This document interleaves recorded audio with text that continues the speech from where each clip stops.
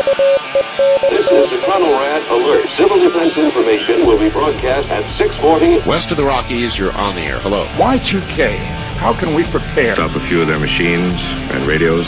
Throw them into darkness for a few hours. We are fighting for our lives. My family must survive. Food for 5 years. 1,000 gallons of gas, air filtration, water filtration.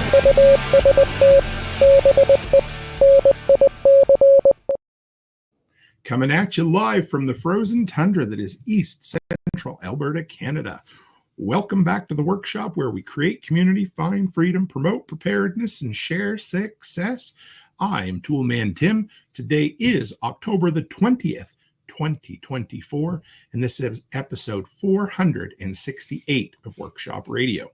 We're quickly approaching the big 500, which I think is a huge milestone in the realm of podcasting. But I digress. I am really excited. We got a couple of, one name I recognize, one name I don't yet in here. We got a few other folks, but really, I'm not going to beat around the bush tonight because I have a gentleman and a scholar. He literally works at a university, so I'm going to call him a scholar, but in somebody whom I've broke bread with, somebody whom I've drank with, someone whom I've hung out with many occasions. We don't live that far apart, but we decide that the best place to get together is 5,000 miles away or 5,000 kilometers away from where we live, actually. But anyway, a really good friend of mine, Ryan Buford, otherwise known as Prepper Dad, is going to come on. He's going to share his story, recent travels, and I don't want to spoil it, so bear with me. Let's bring him on.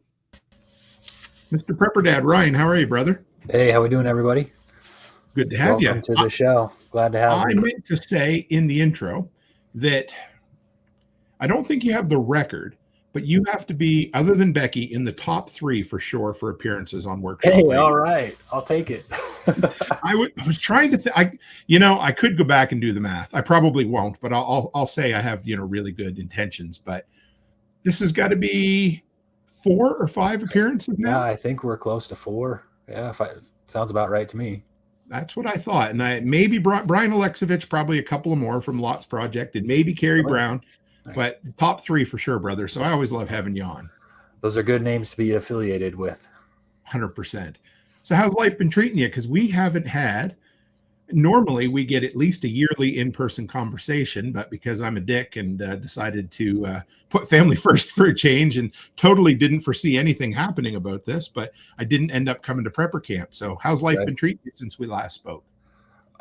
It's been good and crazy. I've been doing a lot of stuff around the homestead to try and get things ready on my end. As you know, we've got a little bit of an event happening here in the United States in a couple of weeks, and I've been trying to get things ready at ahead of time to be able to weather the storm, so to speak. I live kind of on an old farmstead in the middle of nowhere, and so I've been basically getting my fuels in order and filling the freezer, that kind of stuff.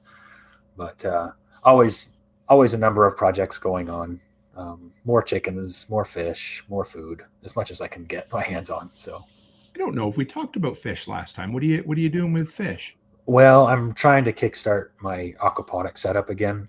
And this time I'm putting them inside of a greenhouse because it was too hard to keep them alive inside of an outbuilding without causing mold, which is kind of a horrible way, because coincidentally, when you heat water inside of a structure to 60, 70 degrees, when it's 20, 30 degrees outside, then all of a sudden your water goes out of the container and into the room. So I had an entire room full of condensation as a result of trying to keep my fish alive, and it was just too much. So are you closer to the Seattle, Washington or the Idaho, Washington? I'm closer to the Idaho, Washington side. So a bit drier climate, or are you still fairly? Yeah. Oh, yeah. I mean, we still get a fair amount of rain and snowpack for the most part on our end, but it's not like Seattle, thank God, in a lot of ways. So last time you were on, again, it's been about a year. Mm-hmm. You have been a podcaster for half a decade or better? Yeah. And tell me about it and tell me the changes that happened there. Yeah. So Colin and I, my son and I had a podcast together called The Next Generation Show, and that was on Prepper Broadcasting Network for a number of years. We stopped it last year.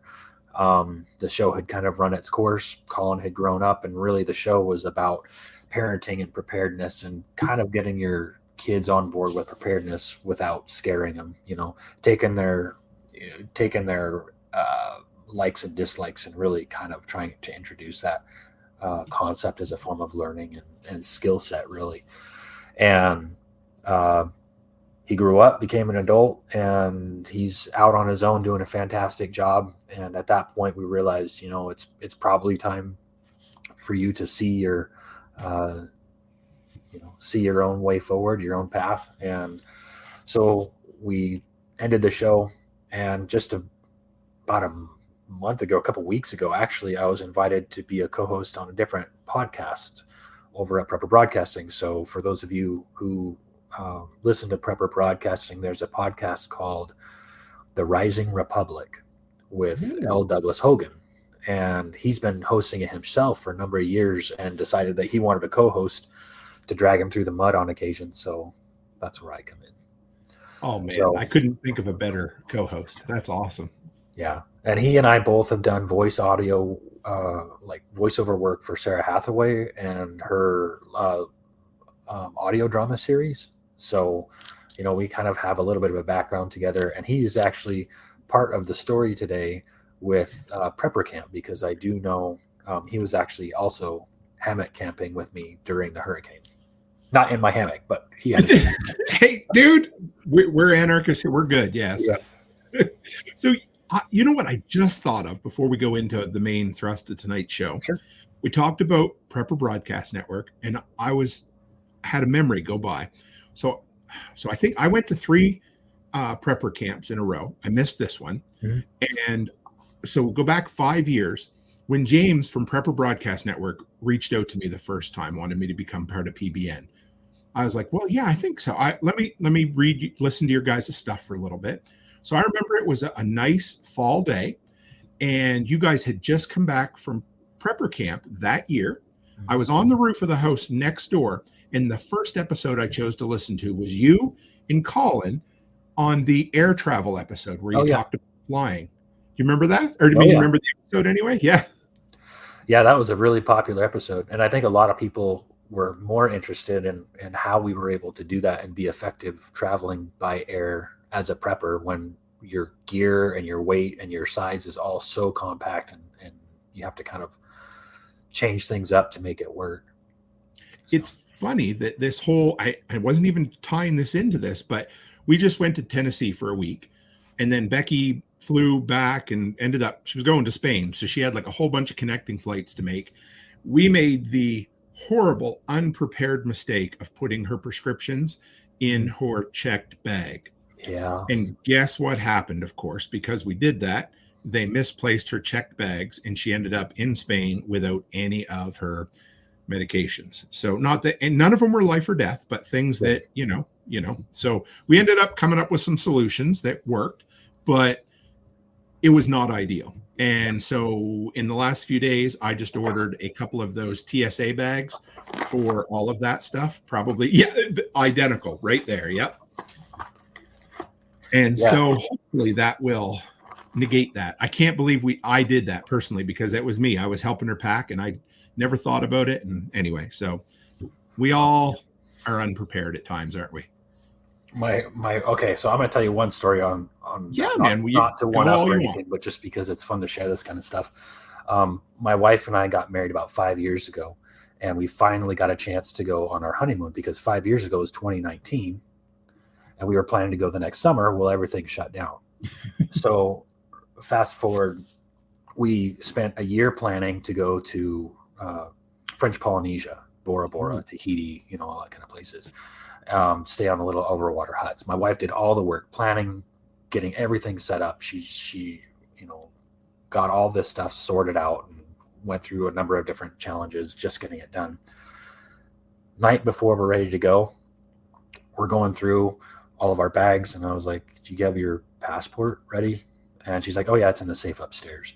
I was like, "Do you want to make sure?" She's like, "Oh no, it's fine. It's in the safe upstairs." Well, we got home about 4:30, And about 5:30, she went up to check to grab her passport and get it out. She couldn't find it. Turns out she had put it in the safety deposit box at the bank. And even though we were actually scheduled to leave like 2 days later, the bank wouldn't open for us to get our stuff out because it's on like a timer. Like once the door's shut, you cannot open it. Like the managers can't open it. Nobody can. So we wound up changing our entire thing and bumping everything out. Luckily, the travel agents made it work. But she was pretty humble after that about getting on me about what I'm packing and making sure my stuff's ready. So there's no after hours access. Oh, nope. Man! So if you guys are keeping cash or firearms or anything valuable in a safety deposit box, just keep in mind if it gets shut down, locked out, you're not getting it. That's the equivalent of like buying precious metals and then storing them in an offsite depository, right? Yep. Ooh. Yeah. So learned.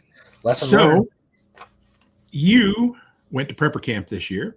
I did. And it just so happened to be roughly the same time that a rather non-insignificant weather event happened. Yeah. Is that correct? Yeah, pretty much.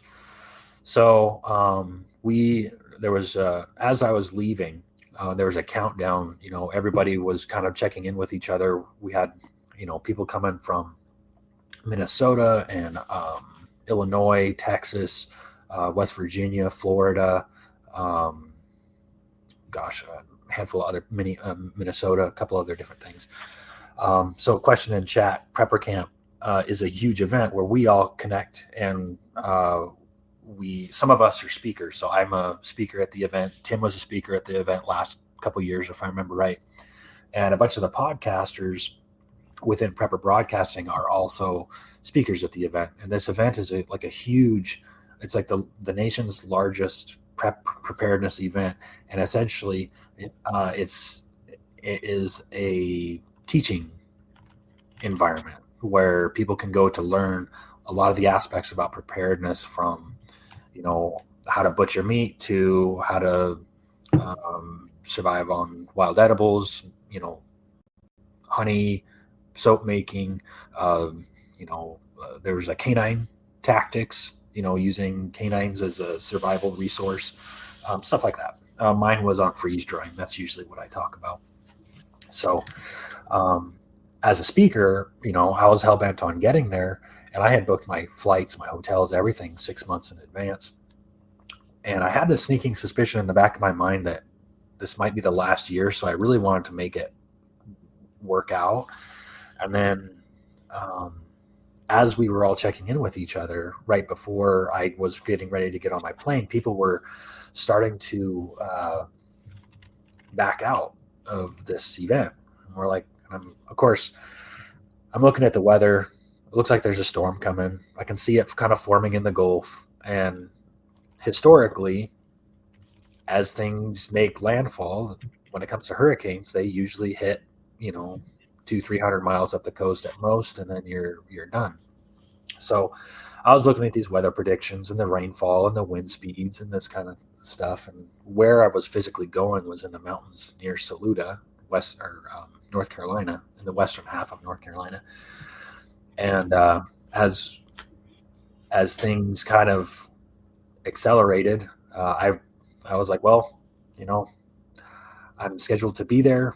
I have a flight and I am walking into the airport right now. So it's go or no go. What's the story, folks? And some people were backing out. Some people were already there. I was seeing images that everything was good. And so I was like, well, here we go. And got on the plane, flew in to Charlotte. And I think that was on Wednesday. And then I caught a ride with another speaker who does a bug out bag presentation. Jan, anybody, if you've ever gone to prepper camp or plan to go, you have to go to Jan's bug out bag presentation. It's phenomenal. And I've actually learned a lot of stuff from her. But she's always collected me and Colin when we go to prepper camp through Charlotte. And then it's about a 2-hour drive west from there. So we drove up into the mountains. and dropped down into the campground.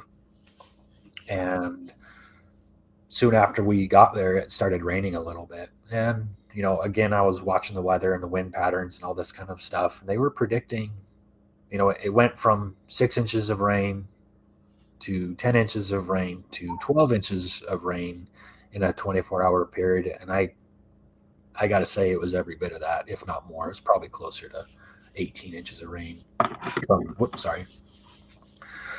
So yeah, basically, I was there during the event, and I don't know if I have I don't have that picture anymore. I actually took a picture of myself, my location. Okay. On a GPS weather map showing where the storm was. So it was basically right in the middle of where that storm came through.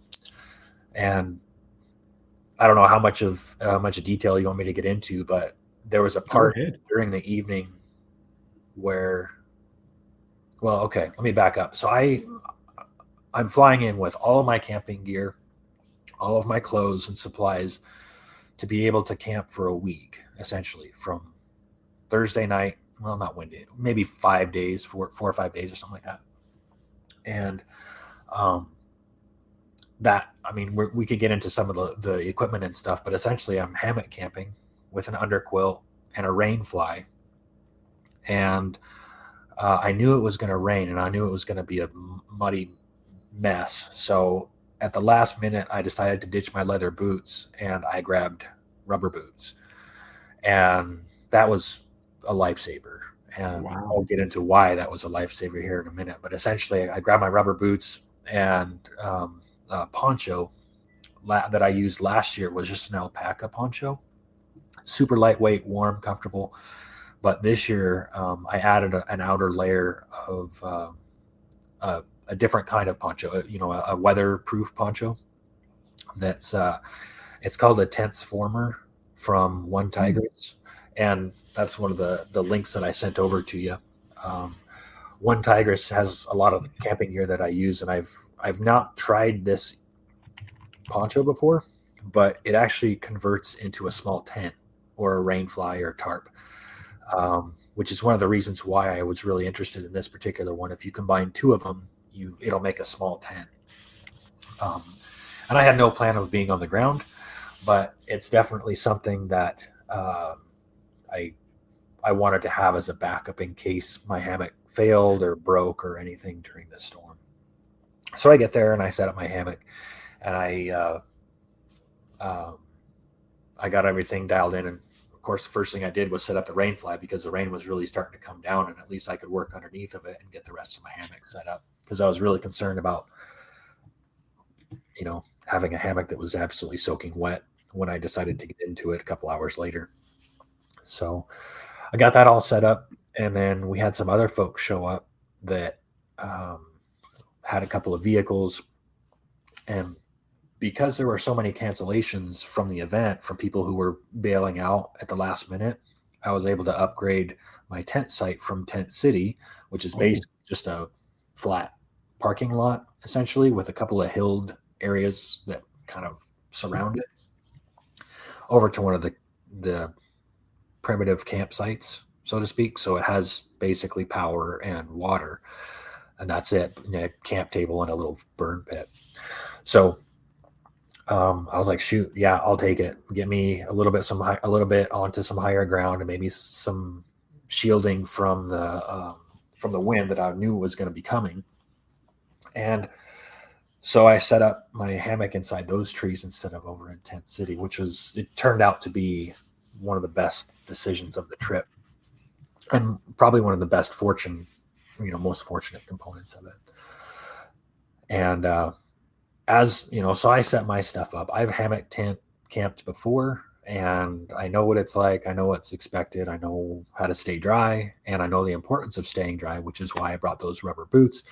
And I also wound up stealing a pair of waders from my neighbor that were like pullovers, hip waders, that were waterproof. And in the event that my pants got soaked, basically, I wanted something that I could wear on top. So these other folks that showed up, I offered them my campsite so that we could at least have a small group together. And Jordan, you remember her? She's one of the instructors, and a couple of her friends, her baby, which was kind of cute, fun to have him around. And a couple of her friends showed up with a brand new tent still in the box. Oh no. Yeah. So they had never camped before in their life. And they no. A 10-man tent in this little camp spot. So we had 2 10-man tents and then my hammock. And I'm just looking at these guys knowing exactly what's going to happen by tomorrow morning. Because for anybody who's never tent camped before, with that much rain, you're pretty much going to wake up in a puddle. No matter what, you're going to be wet. And I had done enough of that as a kid to know that I didn't want to do that anymore, which is why I prefer to, introduction to camping for sure, 101. But that's one of the reasons why I prefer hammocks, because it's lightweight and it's easy to set up off the ground and dry, which if anybody has ever been wet and knows the importance of staying dry during a camp out, you can understand. But this was beyond any camping trip that I've ever been on before in my life. So I kind of helped these guys out, realized that they had never camped before in their lives. And I had some extra paracord with me, and I went up to the main camp house, and they happened to have some just plain tarps available, but they were like 20 by 16. So I grabbed one as fast as I could and ran some paracord across the whole campsite so that we could at least have some shelter outside of the tents. And that proved to be something that was more valuable than, all these tents and new gears and gadgets that these folks had brought up in their 2 vehicles. But, so I was tent camping, and a lot of the gear that I have, you'll see in the show notes. I kind of have gone cheap with this, so I could get better gear and I could get more expensive gear. But this stuff is about $30 per piece for the hammock, the rainfly, the under-quilt, what else is there? I think there's one more part. Chair? Bug net. Oh no. Yeah. And that kind of stuff. So I all in, it was probably close to $100 for the whole setup, which isn't too bad, and it's enough to where it's disposable. If it should fail, I can replace it. So the other guy, what's his name? L. Douglas Hogan, who's my future podcast co-host over at the Rising Republic. He also is a hammock camper. He rolled up in his truck, set up his hammock, and his setup is probably closer to $1,000. I mean, he had a fine setup. Nice. And I was really excited, and I was like, oh God, I'm going to get so soaking wet with this $30 gear, and he's going to be high and dry, and this is going to be a showdown of gear. Well, the storm passes over us. So through the course of the night, the rain just doesn't stop. I mean, we're talking probably 75 to 80 decibels on top of the rainfly. And it's basically like standing in the shower, and it was constant all night long. So from the point that I went to bed, roughly 8 o'clock at night, because it was just so miserable out, nobody was doing anything. There were no campfires, nothing was going on. Everybody just kind of crashed out early. So I wound up racking out fairly early, because I figured I may as well just get in here and have some shelter, stay dry, and check on my, because I had a little bit of cell service, like Wi-Fi service. So I'm checking on the weather and stuff. I want to say about 3 o'clock in the morning, 3 or 4 in the morning, the rain stopped for a moment. And then up until this point, the wind had all been coming up from one direction. And after that rain stopped, the wind started coming from the other direction. So I have a feeling, and I wasn't the only one to experience that. And after that, it just continued to rain for a couple more hours. but it tapered off a little bit until the wind came in. The wind was the next variable that was a little bit scary, but once it when it changed like that, after talking to people the next day, we kind of realized that the storm had actually gone directly over the top of us. And for a few minutes, there was just that little bit of calm right in the eye of the storm. And we had gusts that were probably 30 miles an hour and prevailing constant winds of about 10 to 20 miles an hour, just constant. So about 5 or 6 o'clock in the morning, we wind up hearing limbs snapping and trees falling. And I hadn't gotten hardly any sleep all night long, and I'm realizing that this is probably not a good thing.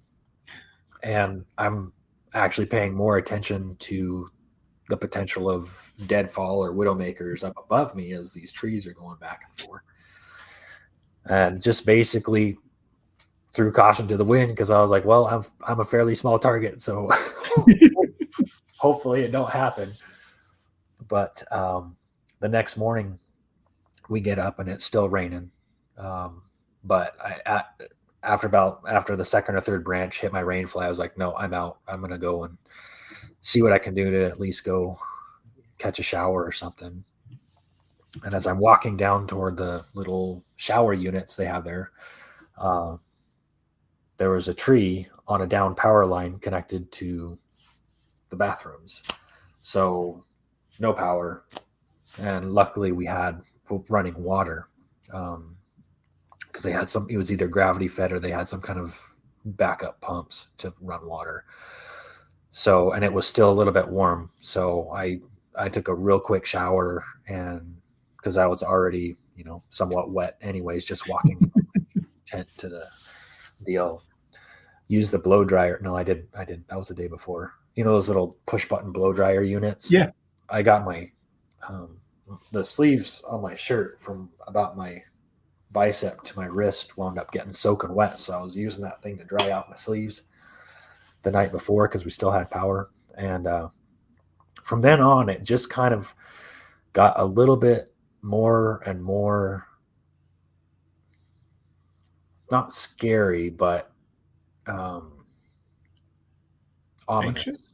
Ominous? Okay. Because it was just the type of situation that we talk about. We prepare for these kind of things. And, all of a sudden, because I went to, before I got out of my hammock that morning, I wound up looking at my cell phone, because I was like, hey, what kind of service do I have? When's this weather going to pass? And I had no Wi-Fi. Like, oh, great. I'm looking at my cell phone. I got no cell phone service. Go to the bathroom, realize that I got no power in the bathroom. So I'm using a flashlight to take a leak at 6 a.m. And luckily I had one in my pocket, because I keep a flashlight in my pocket. And, the things that I am ready for, I have found as the weekend went on, are not as common. And the practice that I've done and the dry runs that I've done at home to build my kit, to build my setup, to build my bag in such a way that I can sustain this type of thing, has been done over years.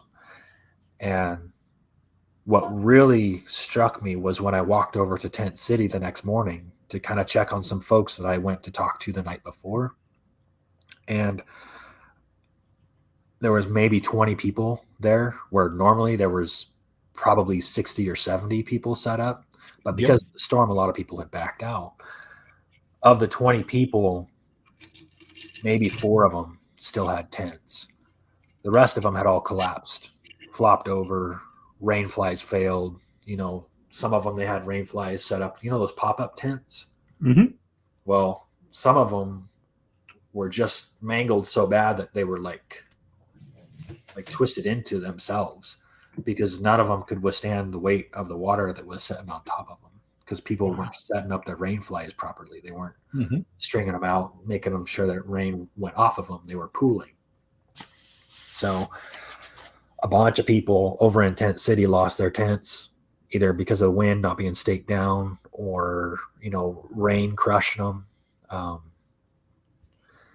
And that was a little spooky to see that, especially when, this is an event about preparedness and you get these guys that roll up in these nice rigs and they got some great gear once they start pulling it out. And it works great when the weather's good, but I mean, I've been out testing my gear in rain and snow to make sure that it works, to make sure that I can stay dry. And fortunately, I did stay dry throughout the weekend. Do you remember those the hip waders that I told you about? Yeah. So soon after I got there, one of the guys in my camp was setting up his tent in shorts and sneakers, and it's raining. And he had like one of those little flimsy Ozark Trail ponchos that you get, the 99-cent ponchos you get from Walmart or whatever. This is all he had. Oh no. So I gave him those pants because I knew he wasn't, and my poncho was keeping me dry enough. So I handed those off to him because I was like, dude, you got to stay dry. You can't be messing around here. And by the end of the camp session, by Sunday afternoon, or was it Saturday night, I think, his feet were so soaking wet that he had them up by the fireplace because he was almost getting jungle rot after 2 or 3 days walking around in sneakers and basically rivers through prepper camp.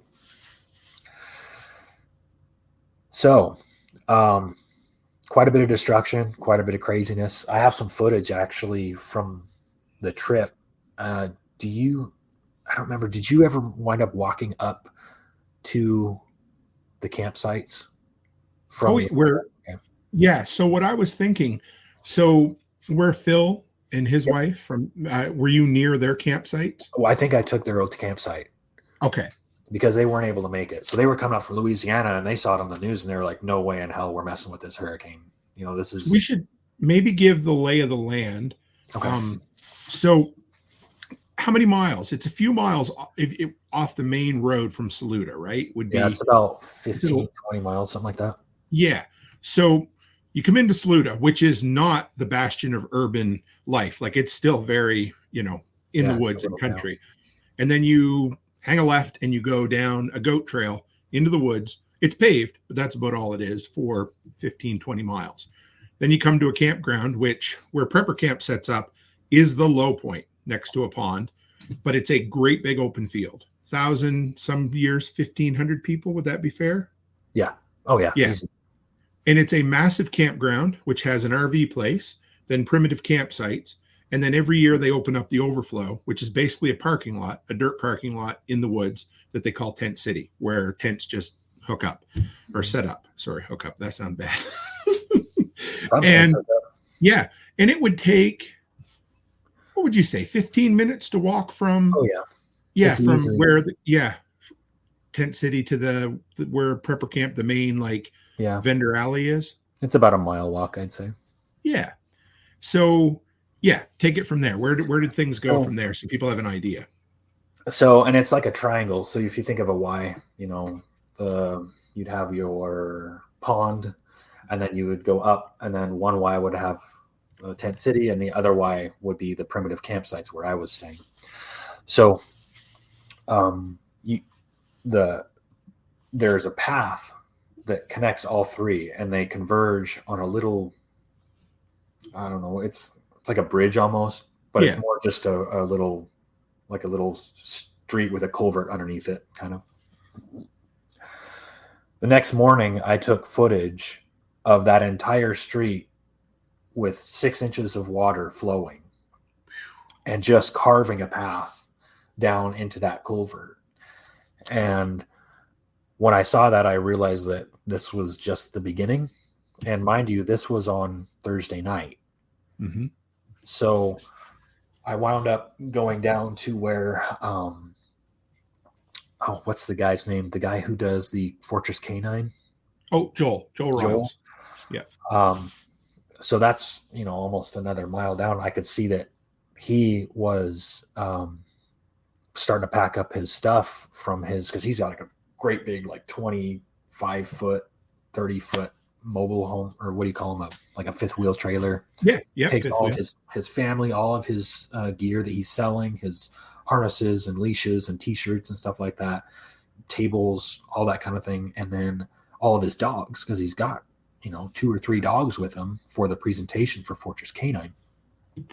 And he's packing up his stuff as fast as he can, because where he set up, he had to move it about 50 feet back because his tires nearest the pond were about 6 inches underwater too. So it was starting to come on hot and heavy. Well, I got up to the main cabin where basically we're kind of doing damage control to find out how bad things were outside of our little bubble. Now, one of the things that I was talking about offline with the group was like, hey, come on, guys, it's just rain. Just rain and wind. We're going to be fine. Just show up, run through the storm, get there. We're going to have a fantastic weekend. It'll be great. We got guys peeling off who had already been through hurricanes before.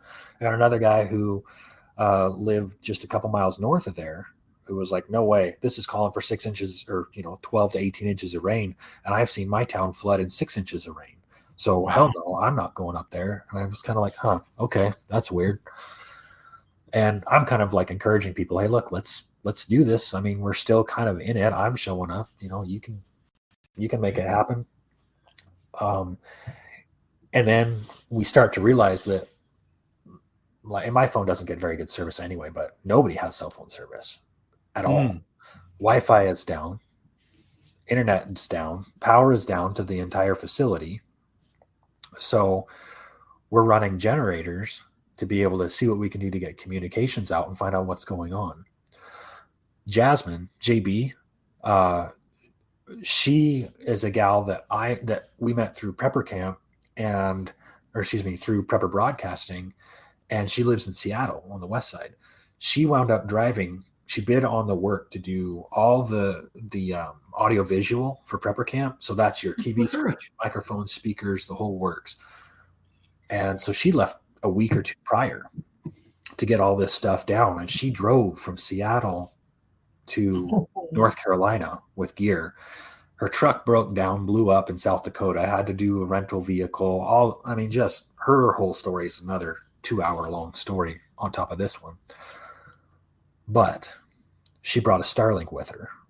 Oh, thank God. And if she hadn't done that, we would have had zero contact with the outside world to find out what in the world is going on. And we were ahead of the game in that regard, because at least that way we could get somewhat news information or weather reports of what was happening down below. And Pork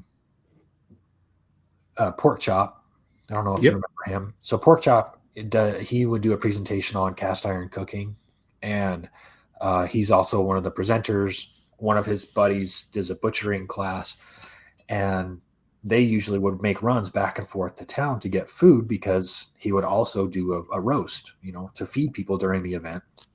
And mind you, I packed extra light, and I also I was kind of like, hey, you guys might want to bring some MREs, because I have a feeling if this causes some power outages or whatever, we might be shy on food. Well, it turns out none of the food vendors could make it. But luckily, I never thought of that. Yeah. So we have, 250 people there and no food outside of what you brought in with you. So some of us have plenty of food for the weekend. Me, I have, a couple of days worth. And I plan to make sure of that. And one of the things that I left behind that you didn't see in my kit, for those of you who are looking, is a method for cooking stuff. Because I usually would bring a solar oven or something like that, kind of limited on an airplane.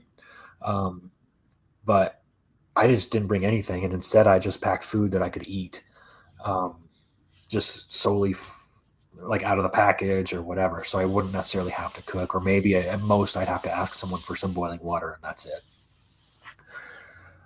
But anyway, so Pork Chop, back to him. That next morning, he decided to go check out the roads. There was no access. So from Saluda, the campground, from the Orchard Lake campground to Saluda, there were trees down everywhere.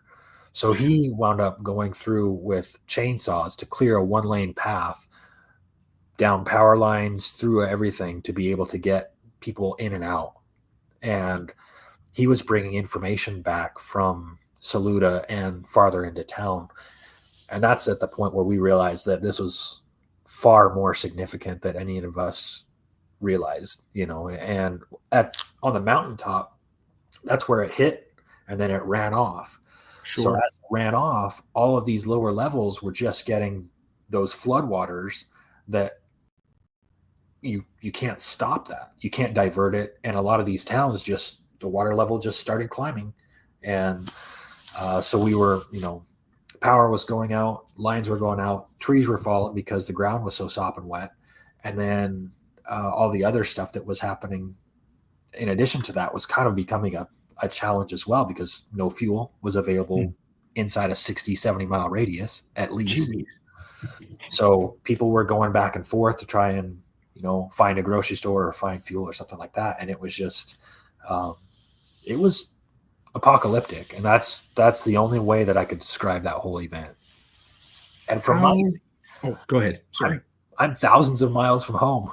So I'm like, am I going to be stuck here for a while? I mean, at least I'm in good company, right? Yeah. We got a hog, so we got a food for at least a couple of days. But we might have to, make some decisions here pretty quick on what's going to work. So anyway, you were going to ask a question. How long did it take Pork Chop to get the road to cut through to get to town? 1 lane. A couple hours. Okay. Yeah. And they went down to Saluda, and then they were getting news from town about like the road closures in from Tennessee and I-26, I believe, that was flooded over. And so then we were heading into Friday, and it was still sopping wet. The vendor areas were sopping wet, so they were like, no, let's just push the vendor setup to Friday and we'll see what we can do. Still want to try and invite people to come if they can make it. And then it become more of like I said, just damage control, try and find out how much we can actually do, what we can provide, but also how we can make sure that we can survive. And it was interesting. And part of the interesting part to me was looking around and realizing that what I had and the gear that I had was set up for me, and I had tested it. And in some cases, I'm surrounded by people that were there to learn. And they were learning the hard way that you test your gear before you take it out and, make sure that you have enough. There were people that didn't even bring food because they were told that they were going to be food vendors. So people were begging for sandwiches, and, it was really interesting. And of course, we're working with each other. We're trying to make it as comfortable and,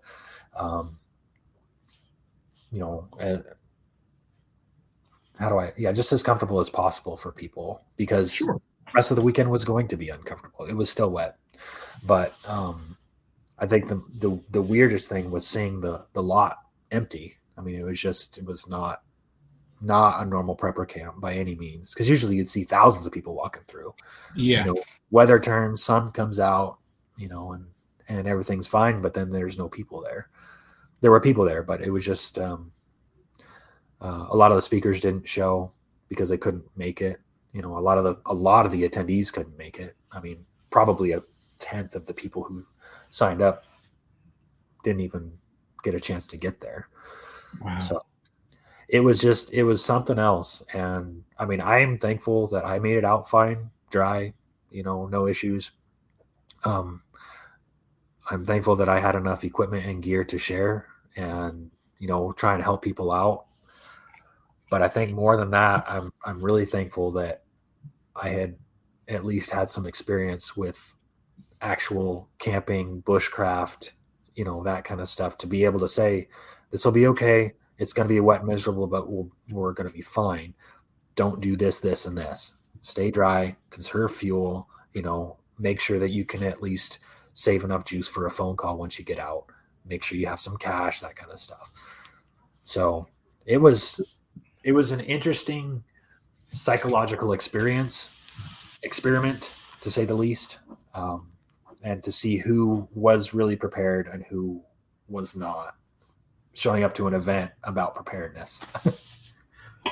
So what would you say some of the biggest mistakes you saw people make? Shoes, 100%. Yeah. Okay. No questions. People were wearing sneakers and socks. Okay. Some people were wearing leather boots. And I don't think people realize the importance of keeping your feet dry. And I mean, I know in the military they beat it into your head. I've never been in the military, but I can remember one time when I was out hiking with my grandpa, who was a World War II vet. He served in the Navy and wound up, one of the waves of D-Day, first or second wave in Normandy. And he came back and he was just he was a scary guy. We went on a little hike one weekend when it was just me and my twin brother. And there was a little tiny pond with right alongside this path that we were hiking on. And he kept telling me, don't get too close to that pond. Don't get too close to that pond. Stay on the trail, stay on the trail. Well, I wanted to go over there and kick the cattails.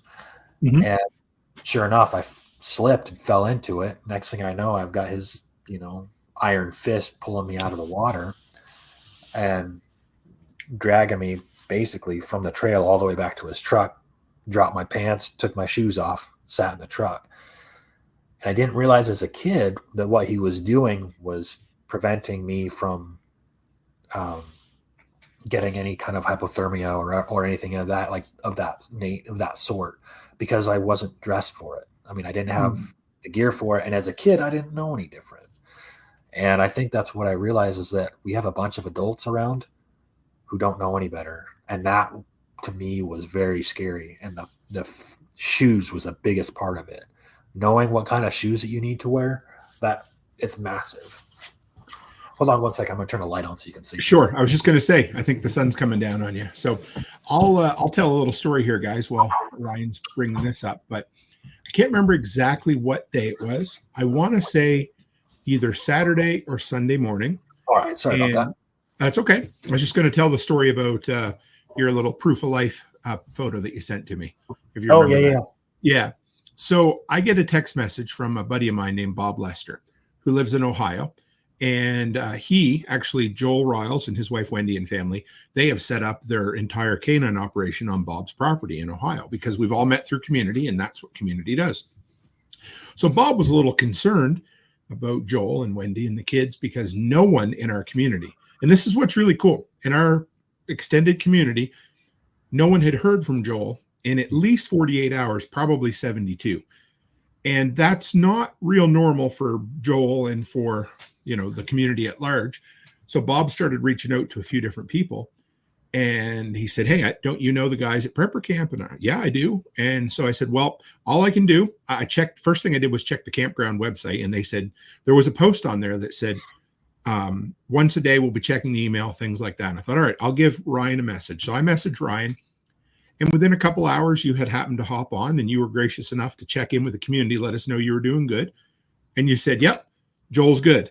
And then the smart ass that Ryan is, about a half hour later, he sends me a photo. Here's your proof of life. And he had a picture of him and Joel side by side, looking like drowned rats. But to me, I thought, a guy from Ohio messaged a dude in Alberta, Canada, who then messages one of his closest friends in the middle of the woods in North Carolina, who's then able to check on another good friend of his. And to me, that blew me out of the water, man. Oh, yeah. And I mean, people don't realize the value of the network that you have with people and being able to reach out. Maybe it's a coworker or a friend or something like that. I had people reaching out to me to see if I was okay, and I didn't even realize it until I had the ability to get an internet connection again. So sometimes 24 hours goes by, 36 hours goes by, 48 hours goes by. You got no word from anybody.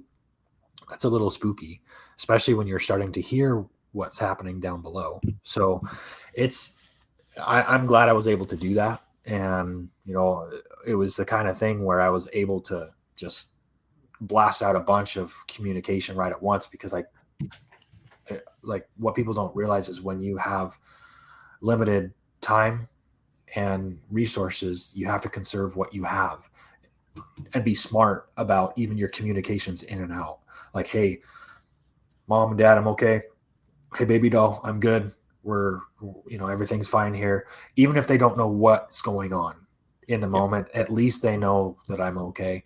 And, even checking in with some of these groups to find out if there was anything significant with other people. I just happened to stumble across that. And luckily, it worked out, for the better. But having a good, strong network of friends and people all around the world, really all around the world, in some cases, it's worthwhile. And there are avenues to get communications in and out if you have a wide enough network. What's it, 6 degrees of separation or something like that? Yeah. Yeah. If you want to get a message to Kevin Bacon, you only got to tell 5 people, right? Right. So yeah. I grew up in a, the mid 80s evangelical Christian home. And we used to have next to our phone, we had the old fashioned prayer chain, they would call it. And if something was going wrong, or, if somebody was having something that needed their prayer request, they wanted people to pray for, the one person would call the 6 people at the top of the list. And each of those 6 people would call the 6 people below them. So you make 6 calls and all of a sudden you've hit 43 people. Huh. And then at the bottom, there'd be one more chain. So it would work almost like a pyramid scheme, but in a good way. And that was, so you could just get the information to one person before, of course, Facebook groups and all that stuff, but that's what it kind of reminded me of, is you get it into a group and then everyone else can pass it along. Yeah. So you said what you saw the biggest mistake people made. Was there anything you would have done differently personally? Because I know you did well, but I mean, it still would have been a pain. But what, anything at all that you've thought about since that you're like, damn, I wish I'd have had that, or I wish I'd have done something different? I think about, I don't know if it's a survivor's remorse kind of thing, but I actually wish that I would have stayed longer, because I think I could have helped a lot of people. Just by being someone who knows how to run a chainsaw, or, rig things properly, run equipment, that kind of stuff. I was really like, as we were coming down off of the mountain at the end of the weekend, I could see how much damage was caused just from the highway with power lines out. And as I was seeing this stuff, I was doing math in my head, realizing that this isn't going to be like a 2-week storm where people are going to have power up in a couple of weeks, or 2 months. This is going to be a magnitude of years getting things back to the way they are supposed to be. And I saw from where I was in Saluda headed back east to Charlotte, that wasn't even the worst of it. The worst was up north, where that storm, because the storm just basically headed up north through us into Asheville and Black Mountain. Which we were through there last fall. Yeah. And unfortunately, I don't know, like if I could have done something different, I would have taken an extra week or 2 off just to help, especially seeing the way FEMA and some of these agencies have failed miserably over there. I got a question here from the delinquents. This one's from, speaking of really good buddies from the community. This is Patrick Rorman that makes the neck knives. Yeah. Have you seen the neck knife? Oh, yeah. So he said, so how many people were biffed about not being, I think that's supposed to be prepared enough, and expecting others to provide for them? Well, that's one thing about being at a camp full of preppers or people who are planning to be preppers. There's almost never a need, which is nice. And in fact, if I wouldn't have wanted to be anywhere else with anybody else through a storm like that, really. So there wasn't a ton of people like that. What we did see were some folks, like the brand new people, who were like, oh, I don't have enough baby formula, or, I don't have enough this or that, or they were planning to just set up camp and then go to town the next day and buy all their food and supplies and stuff. So I didn't see a ton of that. There were a couple of offhand folks, and for the most part, we were able to take care of them. So Porkchop and his his coworker, so to speak, they had already brought up meat that they were butchering as part of a class and then cooking as part of a class. Well, so they had enough meat to get by when it came to food, but there were enough people jumping in to help people before they realized that they had a need or a desire for something. So like setting up the tarp, because in my own campsite, I was like, wow, this is going to be wet all weekend if we don't have at least some kind of overhang to get us by, and set up a camp stove and cook, because even a propane stove, if you're trying to cook and you got rain coming down on it, you're suffering. So I'm sorry. It's like but when you have a bunch of preppers, if anybody has a knife and everybody wants to get their knife out as quick as they can because everybody wants to help, right? Yeah. And unfortunately, like I'm kind of in that group of people who can't pack that stuff. So I was, I wasn't necessarily asking for handouts, but people know me, and because of my connections and relationships that I've built with people, I wasn't wanting for anything, except for maybe my Leatherman, but I couldn't bring that, and I could do without. So Dixon had one. It's similar, but a little different bent to it. It says, was there a definitive line between people who think about being useful and the ones that are completely lost? And no. I think no. So it was like degrees of each. Yeah. And I think that's what you find, in most cases. There were some people that I could tell they were struggling from the beginning, and then they were going to have a hard time. Kind of like when you walk into, your first day of high school as a senior, you kind of know the kids that are going to struggle, and then the ones that are going to be okay, So that I kind of have that perception. When I look at certain people, I can usually tell, if they're dressed appropriately, if they're physically fit and capable of at least walking a mile from one part of the campsite to another, if they've got the right equipment with them or have access to it, shelter, that kind of stuff. So, but you got to realize that a lot of the people that were at this event are there to learn. So by default, there is a gradient there. There's a spectrum of people who might have some supplies, or might have seen a couple of YouTube videos, or might have gone camping before once or twice, but never really understood what happens when you live through one of these experiences that we talk about all the time, with no cell service, no power, no internet, hardly any running water, sanitation supplies potentially dwindling out, food, dwindling potentially over time, even access to emergency services. If those guys didn't cut those trees out of the way, at least one lane, there's no way we'd have been able to get out, or anybody else would have been able to get in, because who the hell cares about a bunch of people camping on the top of a mountain? Right. When you've got power outages over 100 different counties in North Carolina, in Tennessee, or was it Tennessee? Yeah, Tennessee. Yeah, East Tennessee, North Carolina. Yeah. So we were the bottom of the list, but luckily we had enough stuff to get us by. So no definitive line. The line was, in some ways, the people who showed up and the people who didn't. But also, the people who showed up and were used to this kind of thing versus those who had never done it before in their lives.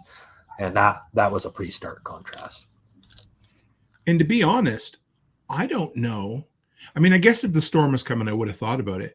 But to have the forethought to bring a chainsaw with you was fairly impressive, considering. Yeah. Because, I don't know. What do you think? Oh, absolutely. And in fact, that's one thing that I was going to stop at Harbor Freight on the way there to grab a commando saw, because I had a feeling that I might need to use one, but we didn't stop on the way, so I wound up not grabbing one. And something like that would have been useful for me, because it's lightweight and packable. So if I, for some reason, had to walk out in my rubber boots, technically I could. But it's something that I'm definitely adding to my pack. I don't know if I can get it on a plane, but so I'm going to have to, maybe I'll get one while I'm here and see if I can fly home with it.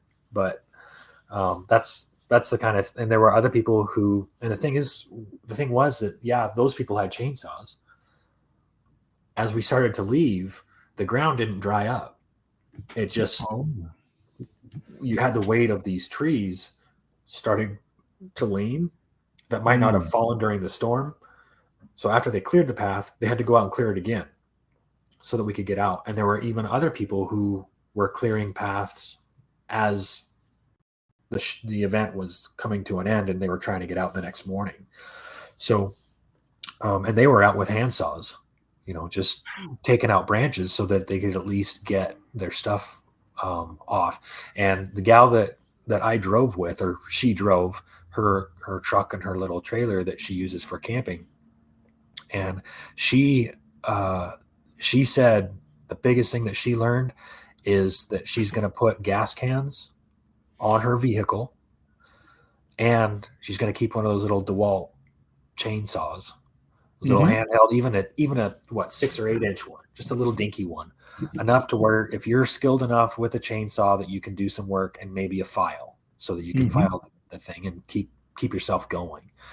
So there was a lot of lessons to be learned, and on my part, there wasn't a whole lot on the lesson side for me, which is aside from being, for me, the big lesson was the other people. Sure. Like realizing that there are people like me or us who are capable or willing or in an environment who can do certain things or know certain things, but you don't get to choose the people you're with all the time. Right.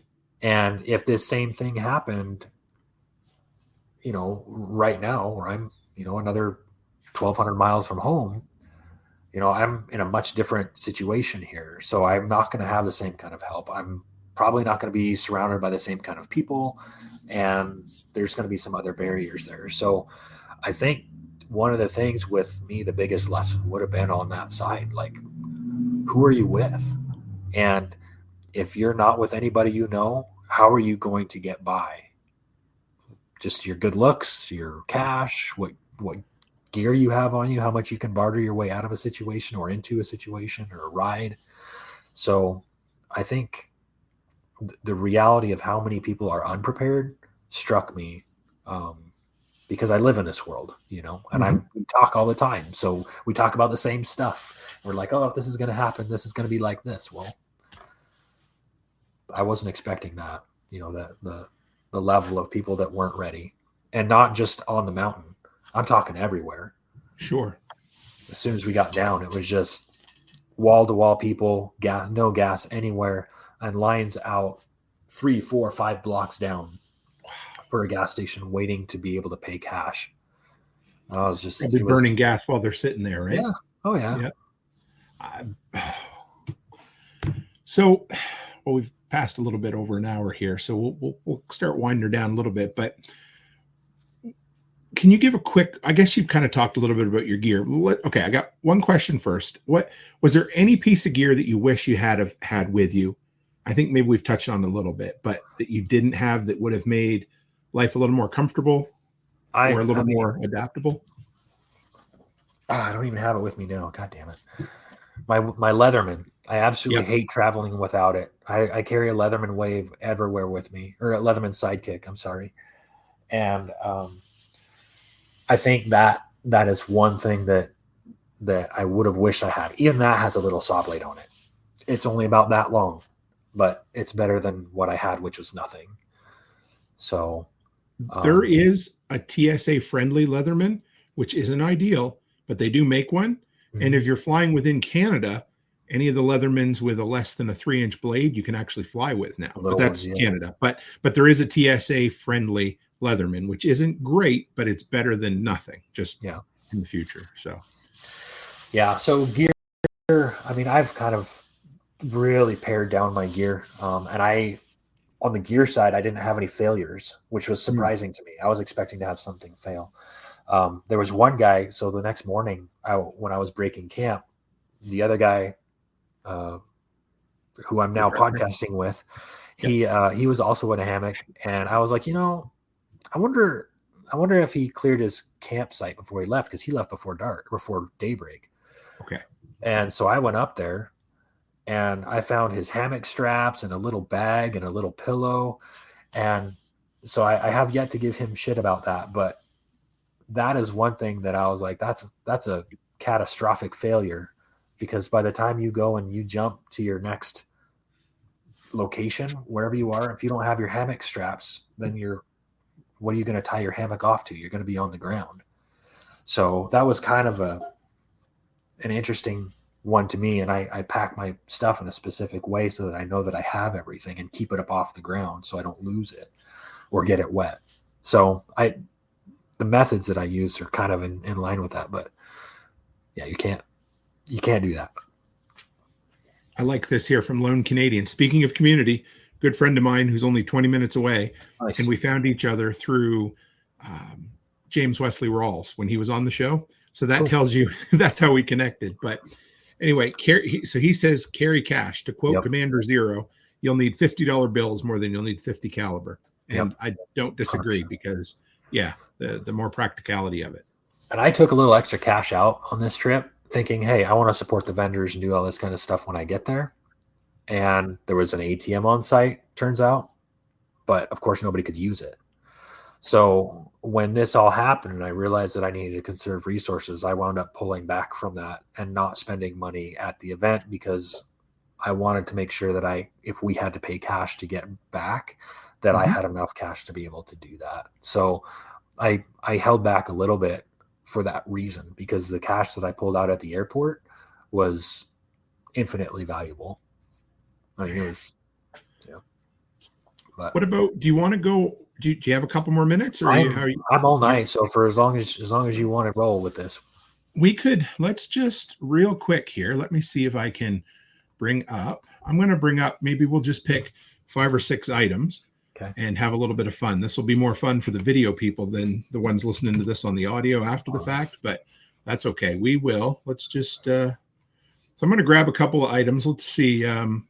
Let's grab the Lifesaver portable solar charger first. Oh, I didn't bring that with me. Nope. I'll just bring it up. Hang on. I'll share my screen as soon as I, give me one sec here, guys. We'll bring it up on the screen, and then Ryan can talk a little bit about what we've got here. So I've gotten better at doing this live. It's not Memorex, but we do it, so entire screen. There you go. Share.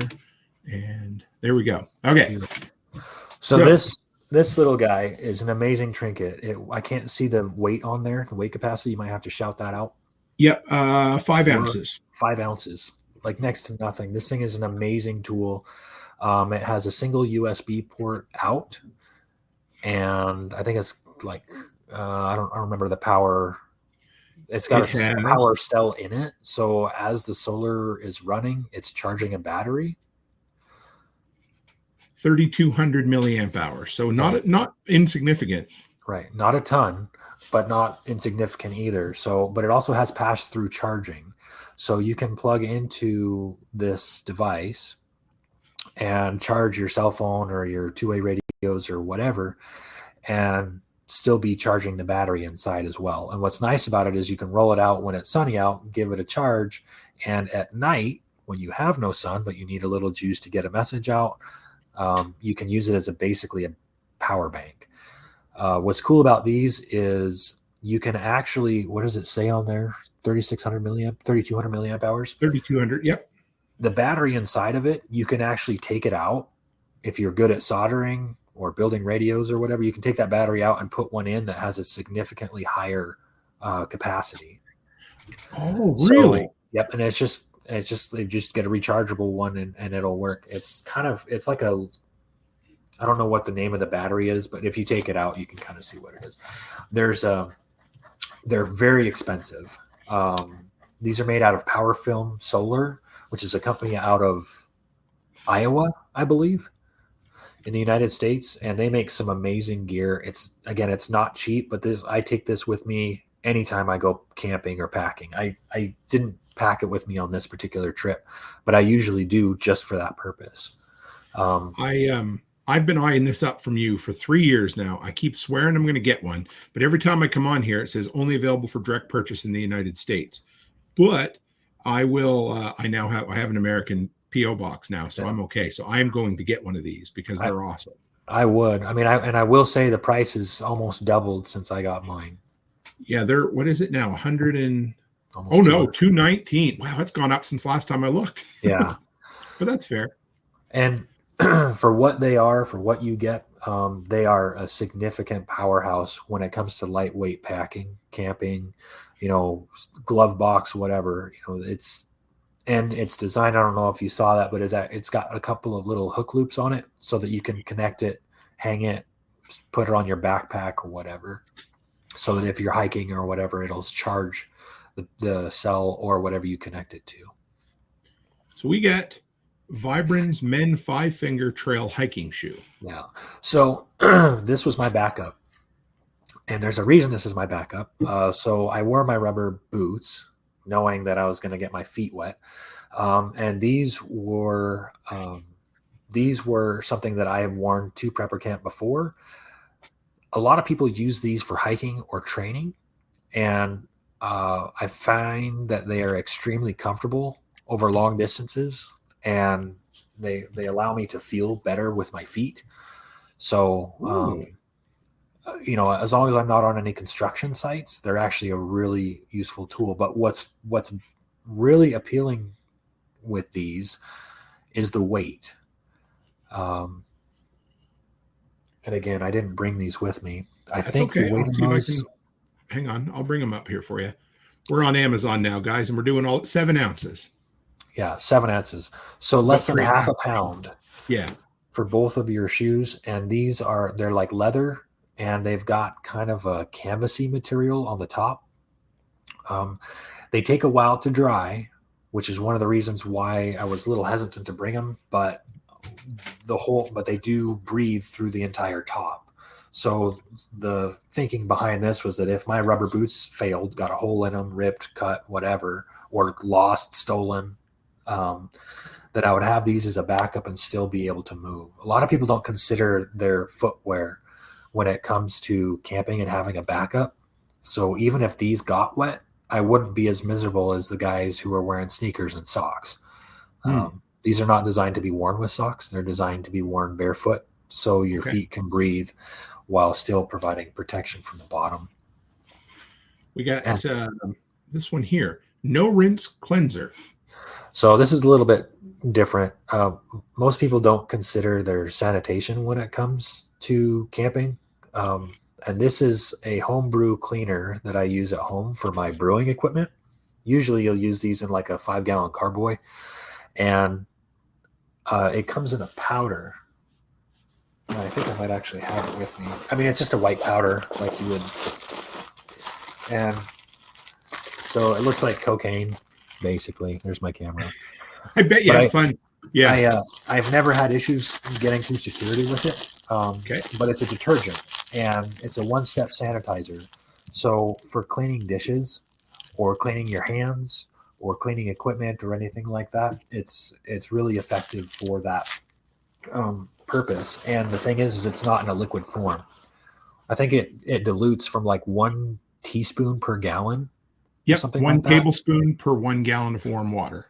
So for what I brought, 1 tablespoon, I could have provided maybe 5 gallons.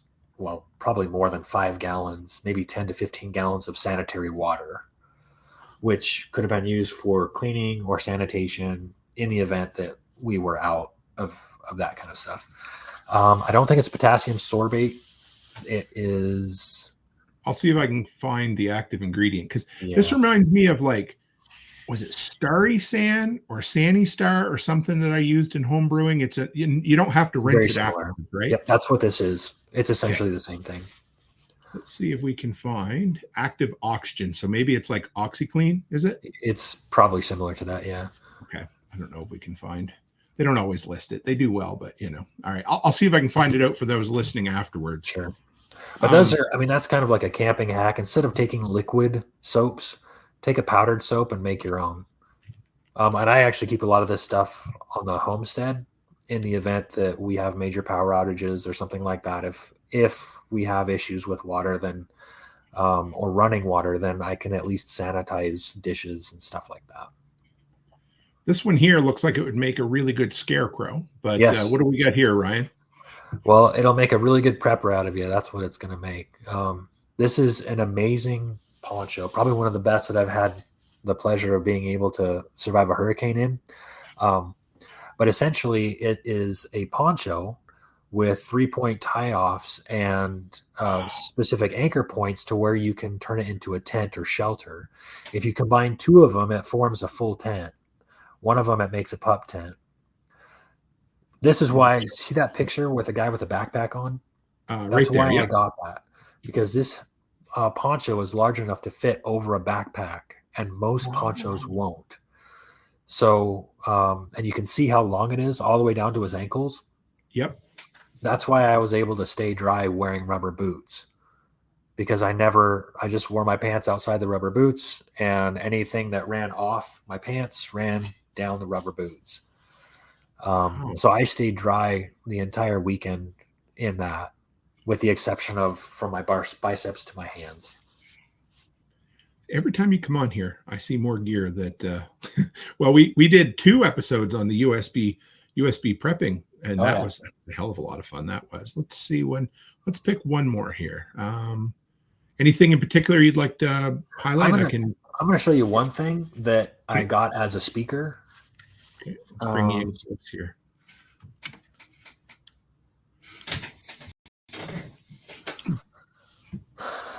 So this is a mesh-tastic sender receiver. Yep. So all of the speakers at Prepper Camp got one of these. It's about the size of a pager. It's USB-C rechargeable.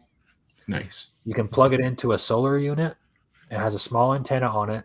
And if you want, you can use this as a beacon, as a repeater, as a receiver, and you can jump line of sight from unit to unit. And what it does is it allows you to send a Bluetooth message from your phone to the unit, and the unit will relay that message to any units within line of sight. It can jump up to like 8 times. Mm-hmm.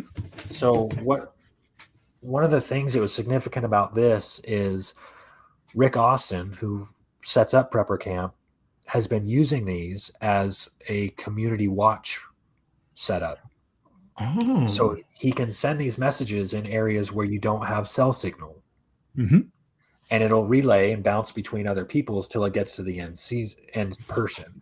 You don't need a license to use it. You do need an app, and you need a phone capable of handling it. Unfortunately, my phone is too old and my laptop is too old, so I need to upgrade my stuff in order to get this to work properly. But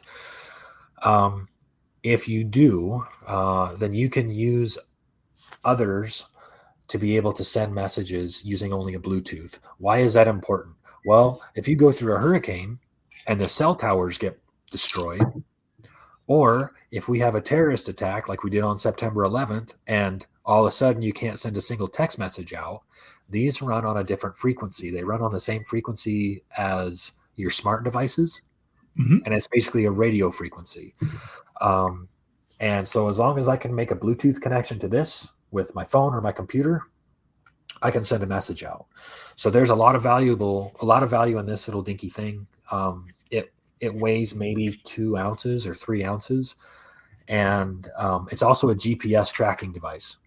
So really, you can use it if you go hunting or out on your 4-wheeler or whatever, and be able to track someone else, or if you want to put it on your equipment, your vehicles, or throw it in your backpack, or if you want to try and map something out, you can.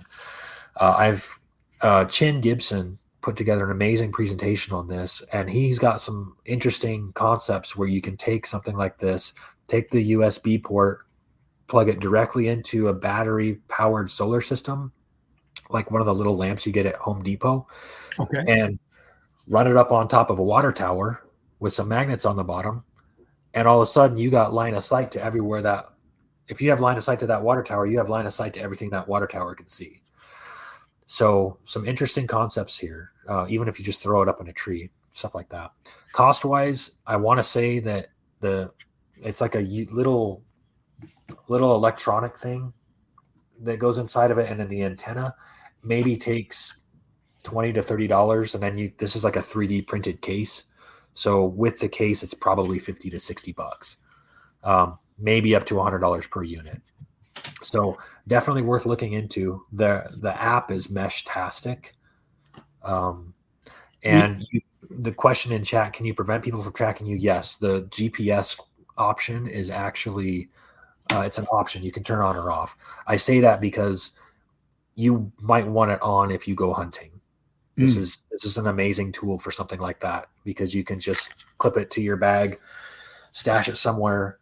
And if you have your phone with you, even if you don't have cell service, you do have the potential to be able to send a message.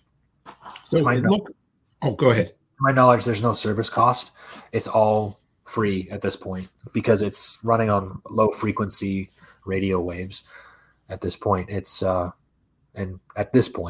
there's no cost associated with it. So that's why it's kind of a valuable tool to keep in your back pocket. Now, I know it's been almost 2 years, but when we went to the Thrivalist Fair a couple of years ago, and we had the roundtable discussion, there was a guy there named Jake from Ravenwood Acres. Yeah. He was just getting ready to retire from military, and he has since done that.